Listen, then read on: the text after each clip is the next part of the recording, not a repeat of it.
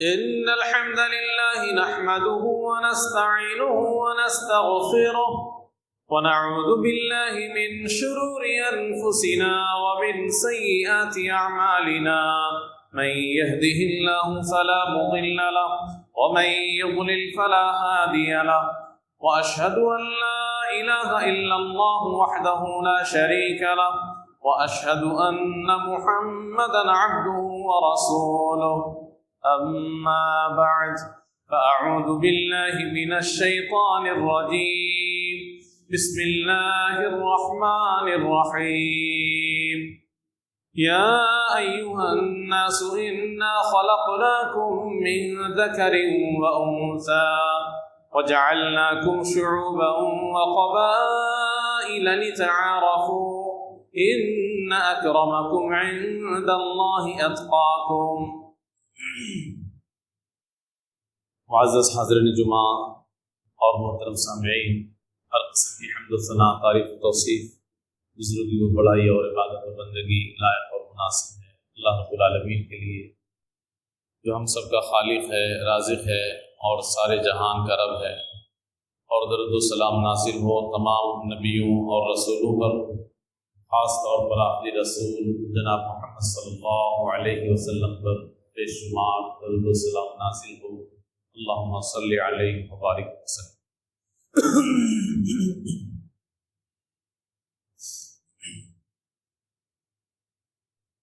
تقریباً ایک ہفتہ پہلے اسلام کا ایک اہم فریضہ حج کی ادائیگی ہو رہی تھی. پوری دنیا سے حجاج کرام مکہ المکرمہ تشریف لے گئے تھے. پیارے نبی جناب محمد صلی اللہ علیہ وسلم نے بھی اپنی زندگی میں ایک بار حج ادا فرمایا. نبی کریم صلی اللہ علیہ وسلم کو محسوس ہونے لگا تھا کہ آپ دنیا میں زیادہ دنوں کے مہمان نہیں ہیں. چنانچہ آپ صلی اللہ علیہ وسلم نے حج سے پہلے ہی حضرت معاذ بن جبل رضی اللہ عنہ کو جب یمن بھیجا، اس موقع پر حضرت معاذ بن جبل رضی اللہ عنہ کو آپ صلی اللہ علیہ وسلم نے نصیحتیں کی اور ساتھ ہی ساتھ اپنے سلسلے میں ایک بات کہی. یا معاذ،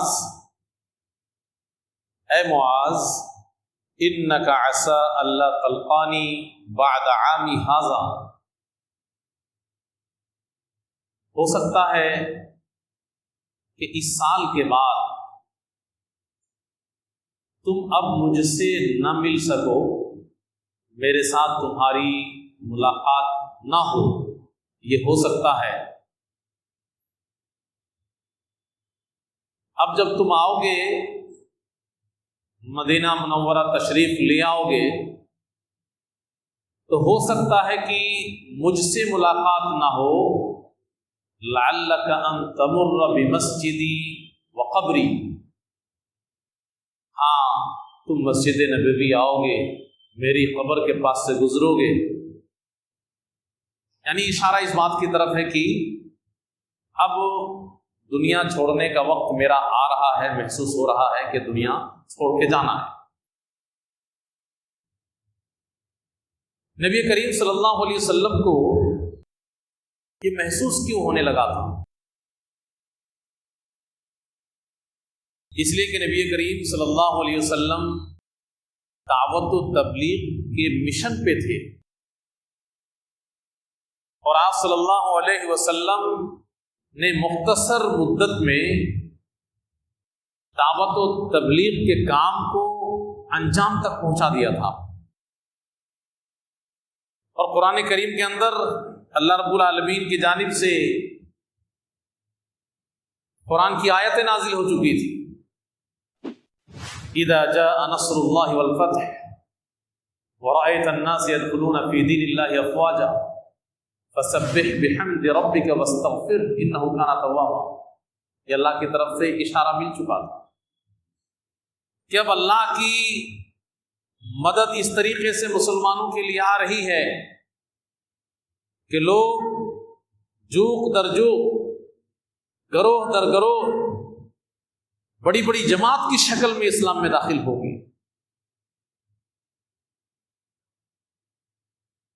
تو یہ اشارہ موجود تھا. اس لیے نبی کریم صلی اللہ علیہ وسلم نے حضرت معاذ بن جبل رضی اللہ عنہ سے کیا کہا کہ معاذ، ہو سکتا ہے شاید کہ اس سال کے بعد اب میرے ساتھ تمہاری ملاقات نہ ہو. تم جا رہے ہو، جب کبھی بھی آؤ گے اب واپس تو شاید مجھ سے ملاقات نہ ہو، میری قبر کے پاس سے تمہارا گزر ہو. چنانچہ آپ صلی اللہ علیہ وسلم نے اسلام کا ایک اہم فریضہ حج، جس کی ادائیگی آپ نے نہیں کی تھی ابھی تک، آپ صلی اللہ علیہ وسلم نے ارادہ فرما لیا کہ اب مجھے حج کرنا، اور اعلان بھی کر دیا کہ لوگ میرے ساتھ حج کو چلو. جہاں تک نبی کریم صلی اللہ علیہ وسلم کے یہ پیغام پہنچا، لوگ کھینچے چلے آئے اور قافلہ میں شریک ہونے لگے. علماء نے لکھا ہے کہ تقریباً 1,00,000 صحابہ یا 1,24,000 صحابہ نبی کریم صلی اللہ علیہ وسلم کے ساتھ حج میں شریک تھے.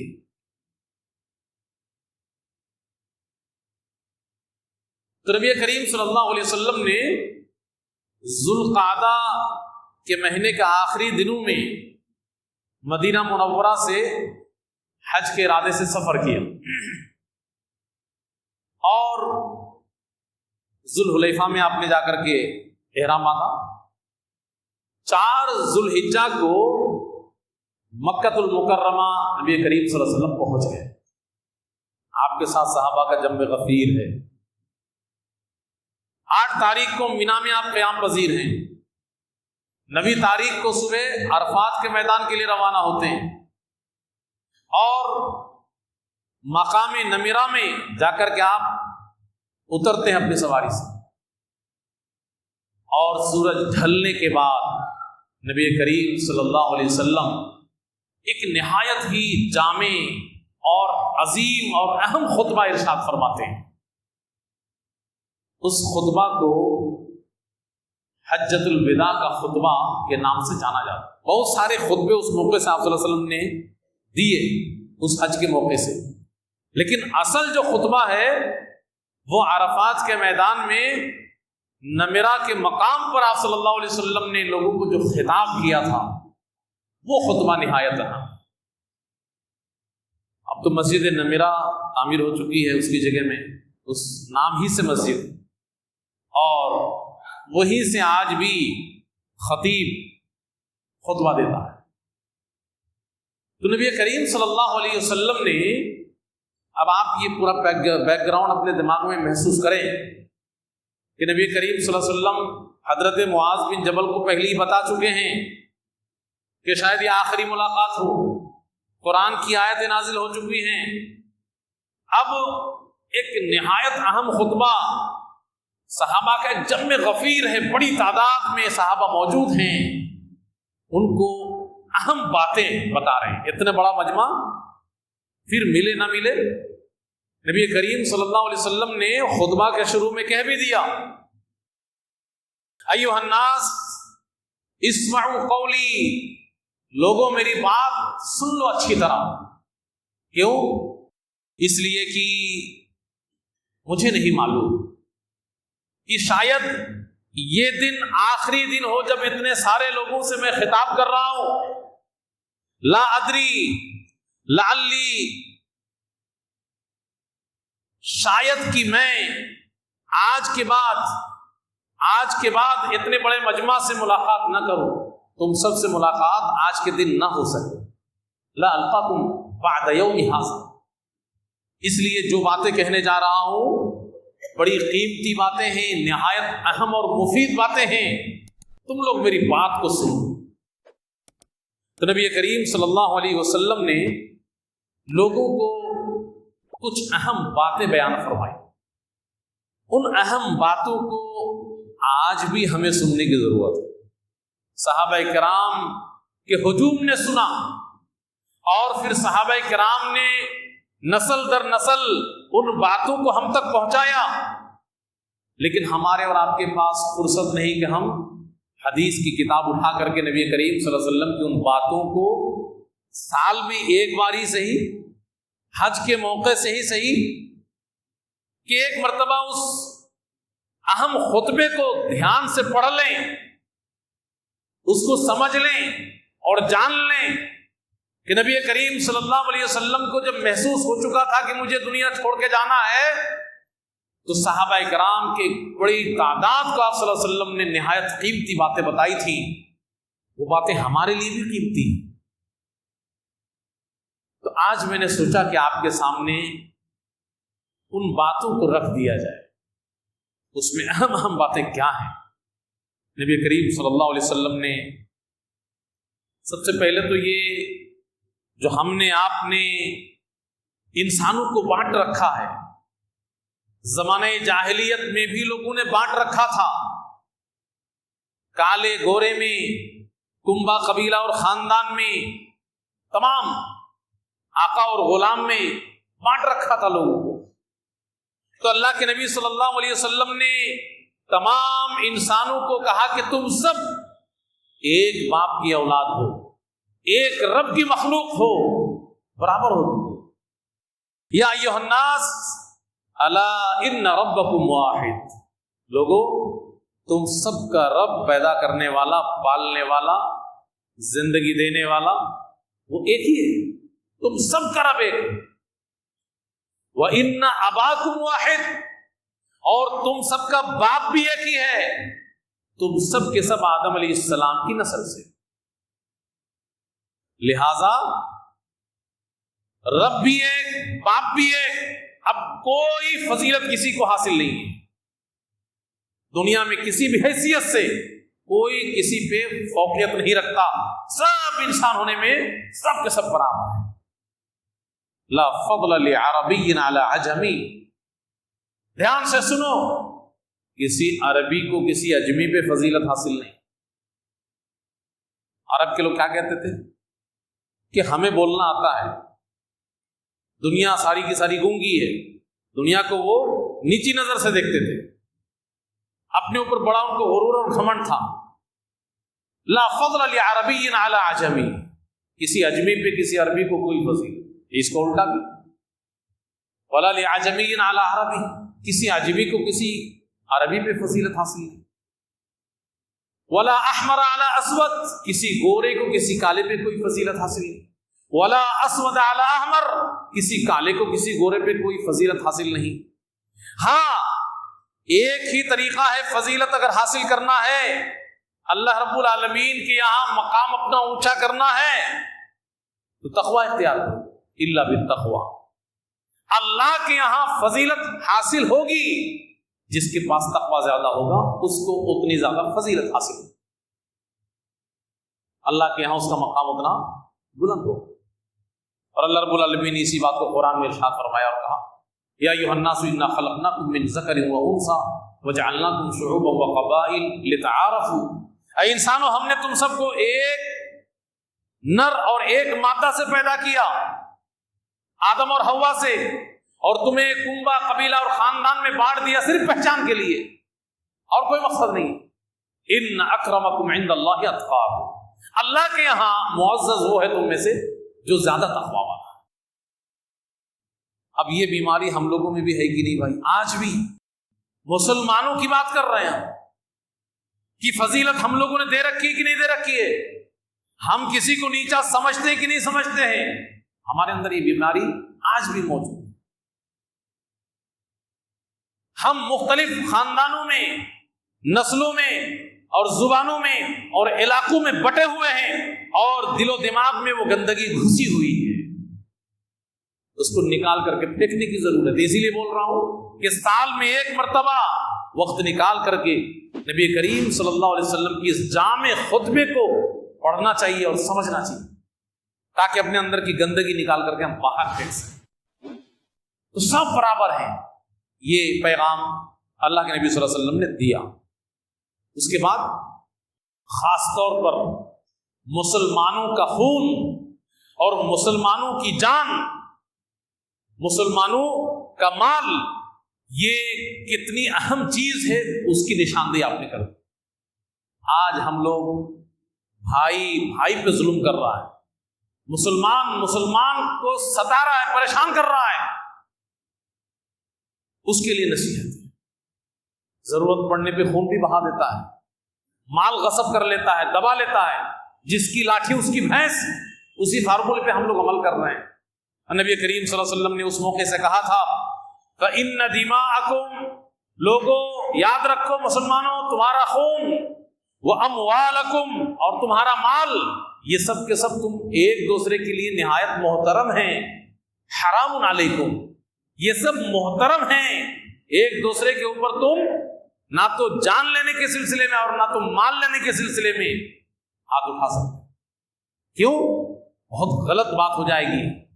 یہ نہایت محترم چیزیں ہیں، مسلمانوں کا خون اور مسلمانوں کے مال.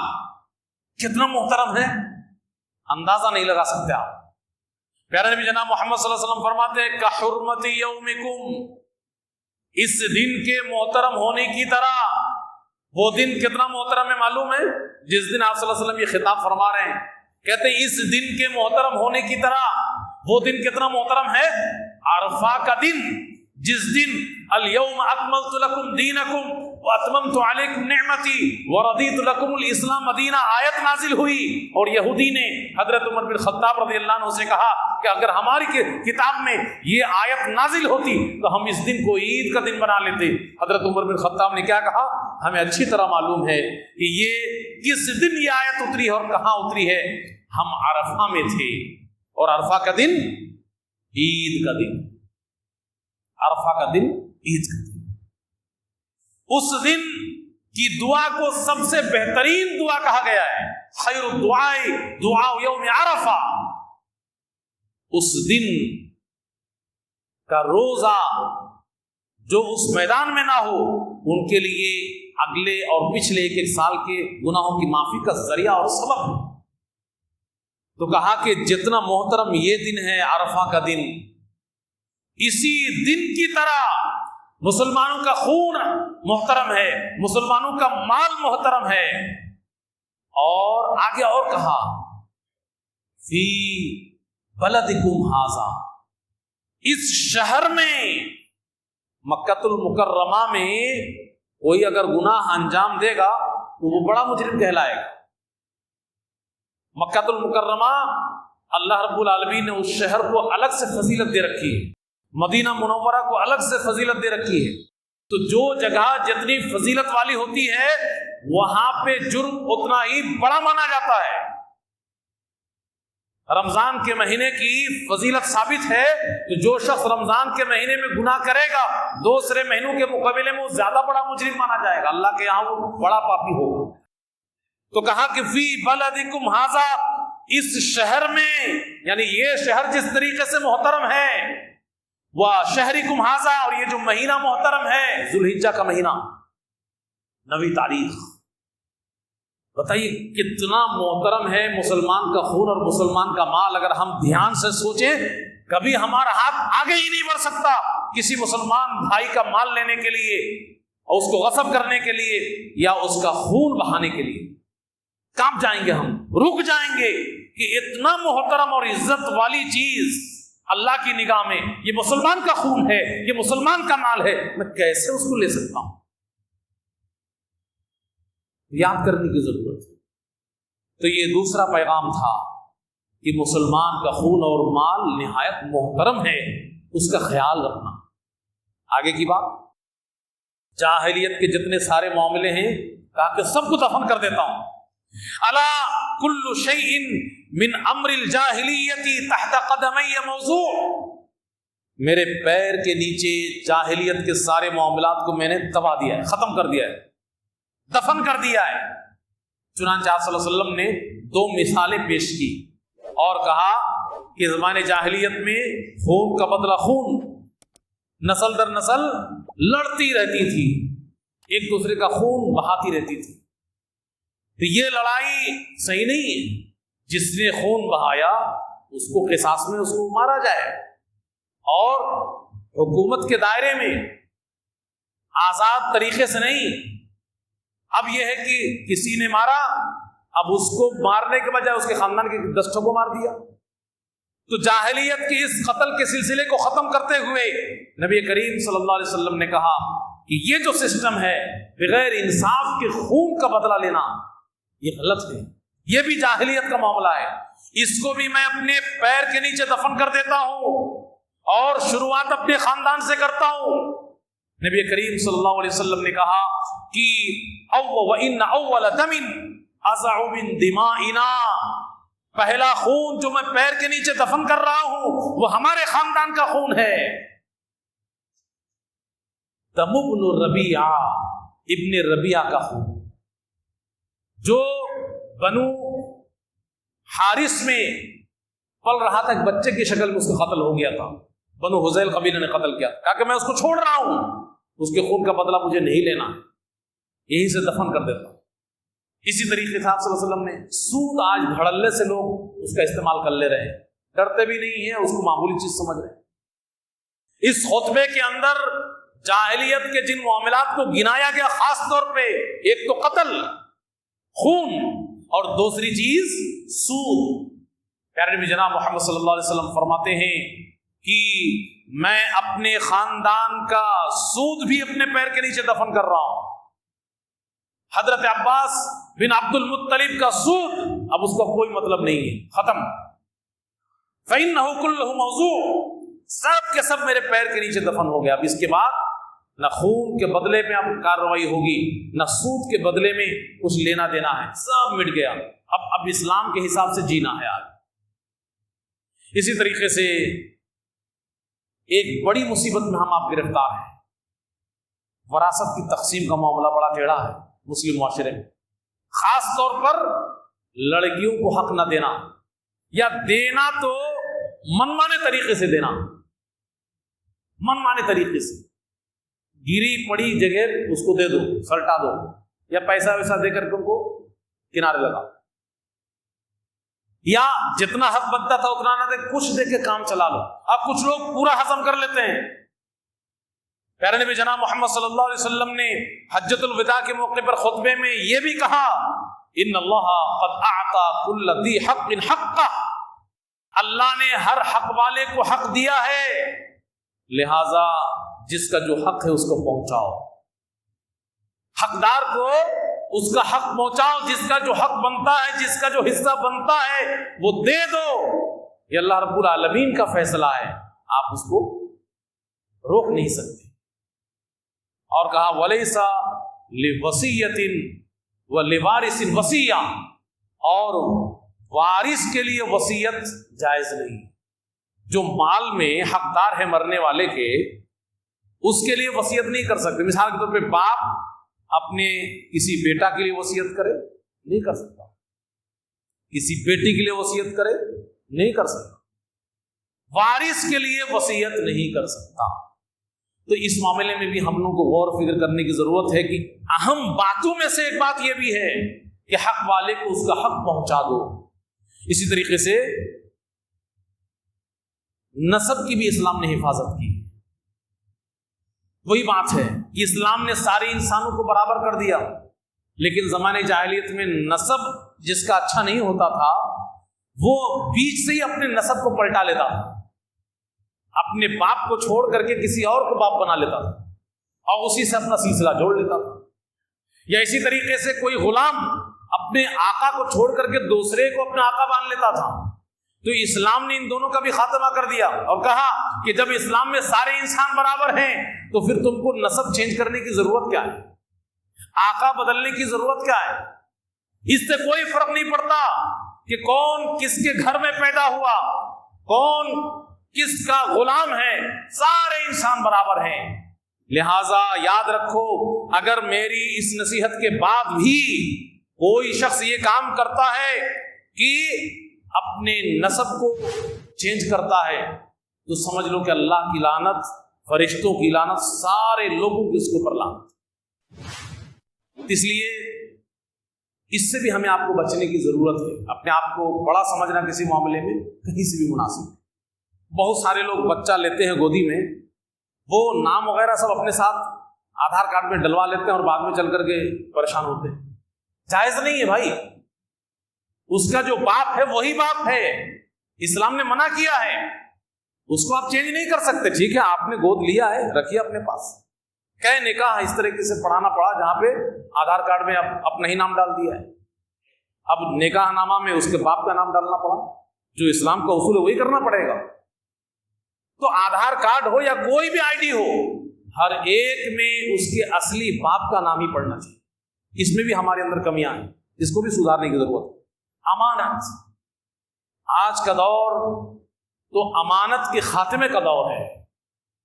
نظر اٹھا کے دیکھیں گے تو آپ کو کوئی امانتدار نظر نہیں آئے، اور اسی وجہ سے پیارے نبی جناب محمد صلی اللہ علیہ وسلم نے امانت کی بھی خاص طور پہ یاد دہانی کرائی اور کہا کہ یاد رکھو، جس کسی کے پاس کوئی امانت ہے، من کانت عنده امانہ، تو اس کی ذمہ داری ہے کہ جس کا مال ہے اس کے پاس وہ پہنچائے، خیانت نہ کرے۔ یہ سب اہم باتیں ہیں جو اسلام نے بتائی۔ ایک اور مسئلہ ہے کہ آج کے معاشرے کی وجہ سے ہم بول رہے ہیں اس کو خاص طور پہ، زمانے جاہلیت کا ایک الگ پس منظر ہے، ورنہ آج بھی شوہر بیوی کا لفڑا بہت زیادہ ہو گیا ہے اور ایک دوسرے کے اوپر شک بھی بہت زیادہ ہونے لگا۔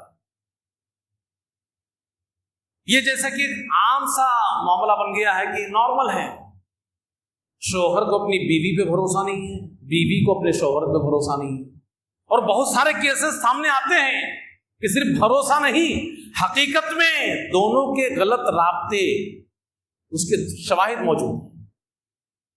بیوی اپنے شوہر کو دھوکہ دے رہی ہے اور شوہر اپنی بیوی کو دھوکہ دے رہا ہوتا ہے۔ تو اس سلسلے میں بہت سارے گھر میں بچہ کو لے کر کے بھی دقت ہے، یہ بچہ میرا نہیں ہے، سمجھوتا کر کے جی رہے ہیں، لیکن 4 بچوں میں سے ایک بچے کو کیا مانتا ہے شوہر؟ یہ میرا نہیں ہے، یہ اس کے عاشق کا ہے۔ اب اس میں کیا کریں؟ اسلام نے جو واضح اصول بتلائے ہیں ان میں سے ایک یہ بھی ہے، اس کا فیصلہ کر دیا اللہ کے نبی صلی اللہ علیہ وسلم نے، بچہ تیرے گھر میں پیدا ہوا ہے تب تیرا، بچہ تیرے گھر میں پیدا ہوا ہے تو تیرا، اور اگر عاشق کی بات ہے، اگر وہ ثابت ہو جائے تو اس کے لیے تو پتھر ہے۔ الولد للفراش وللعاہر الحجر، بچہ بستر والے کا ہے اور زانی کے لیے تو پتھر ہے۔ لہذا شک شبہ میں جینا چھوڑ دیجیے، اگر واقعی دلائل موجود ہیں، ثابت کر سکتے ہیں آپ، تو پھر ایسی صورت میں ثابت کیجیے، اور آپ کی بیوی کو آپ دور کر دیجیے اپنے سے۔ سمجھوتا بھی کر رہے ہیں، زندگی بھی گزار رہے ہیں، اور ساتھ ساتھ شک میں جی رہے ہیں کہ یہ والا بچہ میرا نہیں۔ یہ اللہ کے نبی صلی اللہ علیہ وسلم نے حجۃ الوداع کے خطبے میں یہ کہا ہے کہ اس کا فیصلہ کیسے ہوگا۔ گھر میں بچہ آپ کے پیدا ہوا ہے، آپ کا بچہ، اور اگر زانی وہ ثابت ہو رہا ہے تو ان کو سزا ملنی چاہیے، چاہے آپ کی بیوی ہو چاہے اس کا عاشق۔ اسی طریقے سے عورتوں کے بارے میں اور بیوی اور شوہر کے بارے میں بتائیے، یہ کتنی اہم چیز ہے۔ شوہر اور بیوی کے حقوق کو نبی کریم صلی اللہ علیہ وسلم حجۃ الوداع کے خطبے میں بیان کر رہے ہیں، اور آج ہم لوگ اس معاملے میں نہایت کمزور ہو گئے ہیں، ایک دوسرے کے حق کو ادا نہیں کرنا چاہتے، جس کی وجہ سے ہمارے گھر جہنم بن گئے۔ پیارے نبی جناب محمد صلی اللہ علیہ وسلم فرماتے ہیں کہ فاتقوا اللہ فی النساء، لوگوں عورتوں کے بارے میں اللہ سے ڈرو، ان کے اوپر ناجائز ظلم مت کرو۔ عورتیں دنیا کے سامان کی طرح نہیں ہیں کہ جس کو یوز کرنا ہے اور پیر میں ٹھوکر مار دینا ہے۔ فَإِنَّكُمْ أَخَذْتُمُوهُنَّ فِي أَمَانِ اللَّهِ، اللہ کی امانت کے طور پر تم نے عورتوں کو اپنے گھر میں لایا ہے، اس لیے اس کے ساتھ کیسا بھی سلوک کرو ایسا نہیں. اور اللہ کے کلمے سے اس کے شرمگاہ کو تم نے حلال بنایا ہے تو عورت بھی عزت والی چیز ہے. یہ اشارہ کیا گیا ہے کہ عورت بھی احترام والی چیز ہے, عزت والی چیز ہے, اس کے بھی حقوق ہیں, ان کا خیال کرو. کیا حقوق ہیں ایک دوسرے کے؟ پیارے نبی جناب محمد صلی اللہ علیہ وسلم نے فرمایا کہ عورت کی ذمہ داری یہ ہے کہ گھر میں کسی مرد یا عورت کو جس کو شوہر پسند نہ کرتا وہ آنے نہ دے. شوہر تو ہمیشہ گھر میں نہیں رہے, تو جس کو شوہر پسند نہ کرتا ہو عورت ایسے لوگوں کو آنے نہ دے, ایسے لوگوں سے رابطہ اپنا مضبوط نہ کرے کہ میرے شوہر خود ناخوش ہوگا. اور اگر ان سے یہ غلطی ہو جائے, بہت سارے گھروں میں ہو جاتی ہے غلطی, نادانی ہوتی ہے یا کہیں ضد بھی ہو جاتی ہے, تو مرد کیا کرے؟ مرد کو کہا گیا کہ ضرورت پڑنے پہ بیوی کو مارو بھی, لیکن بہت زیادہ مت مار دینا کہ جس سے کوئی اس کے عزم کو نقصان پہنچے, کوئی نقصان نہ ہو. ہاں, تعدیب کے طور پر, ادب دینے کے طور پر مارو. اور اس کے بعد تمہاری ذمہ داری کیا ہے کہ بیوی کے ساتھ کیا سلوک کرنا ہے. بیوی ایک عزت دار چیز ہے, وہ دنیا کی چیزوں کی طرح نہیں ہے, اس کے پاس بھی دل ہے اور اس کے پاس بھی جذبات ہیں. اور مردوں کے اوپر ذمہ داری اسلام نے ڈال دی کہ ان کا کھانا پلانا, کپڑا لتا, یہ ساری چیزیں یہ تمہاری ذمہ داری, اور اچھے طریقے سے کھلاؤ گے پلاؤ گے, کپڑے پہناؤ گے, اس کی ضروریات کا انتظام کرو گے اچھے طریقے سے. تو یہ شوہر بیوی کے حقوق بھی مختصر طور پر اللہ کے نبی صلی اللہ علیہ وسلم نے ذکر کیا, جس کا مطلب یہ نہایت اہم ہے.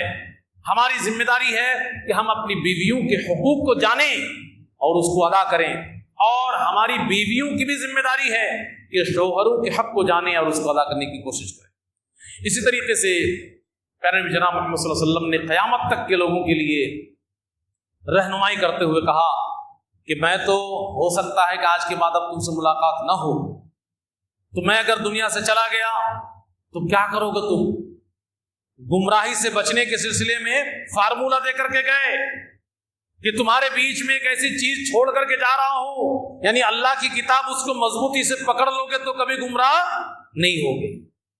دوسری حدیثوں میں اللہ کی کتاب کے ساتھ ساتھ نبی کریم صلی اللہ علیہ وسلم کی صحیح حدیث کا بھی تذکرہ ہے, اور اللہ کی کتاب میں صحیح حدیث شامل ہیں.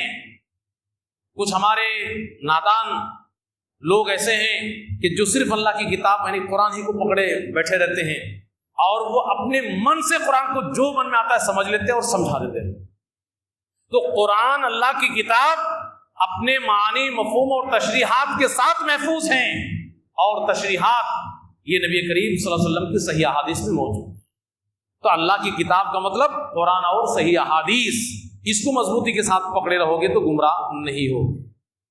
اب اس کے بعد آپ صلی اللہ علیہ وسلم نصیحت کرتے ہوئے کہتے ہیں فلا ترجعن بعد کفارا, میرے بعد کافر مت ہو جانا, او ضلالا یا گمراہ مت ہو جانا کہ ایک دوسرے کی گردن مارتے پھرنا.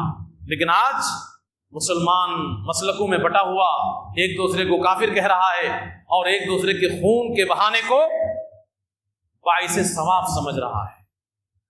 اس لیے اس میں بھی غور کرنے کی ضرورت ہے کہ جو لوگ ایک دوسرے کی گردن مارنے کو جائز سمجھ رہے ہیں وہ یا تو کفر میں مبتلا ہو گئے ہیں یا گمراہی میں جی رہے ہیں.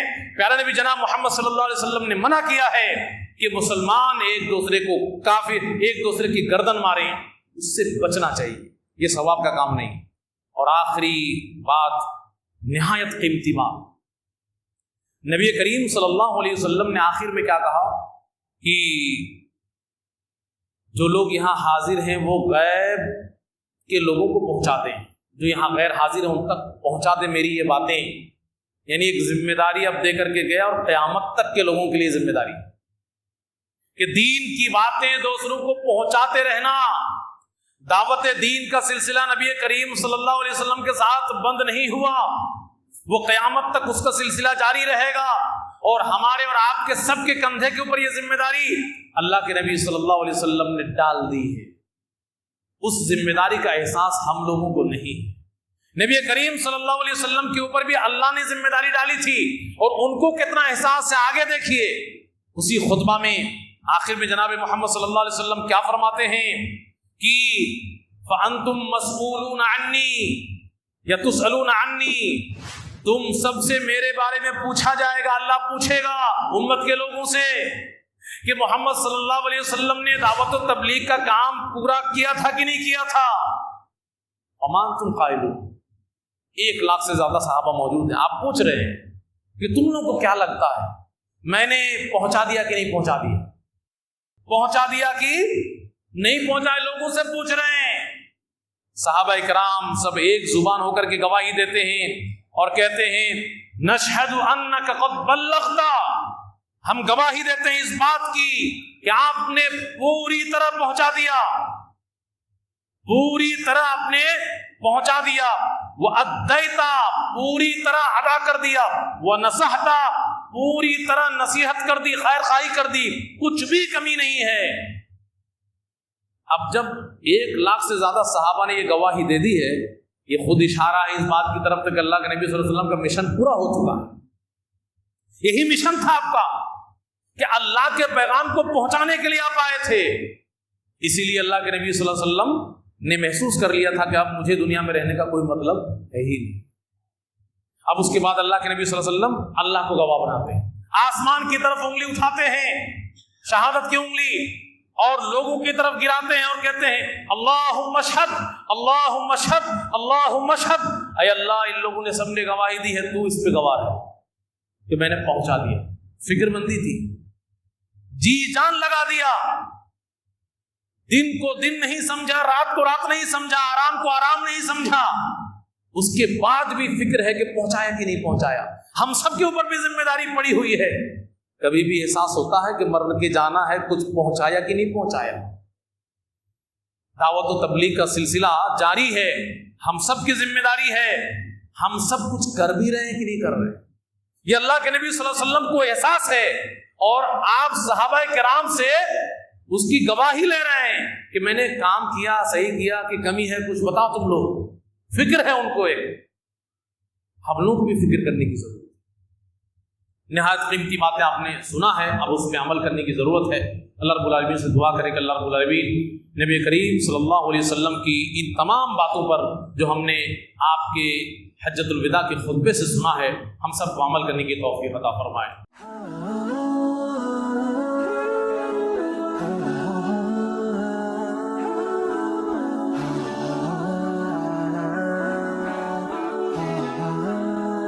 Mm-hmm.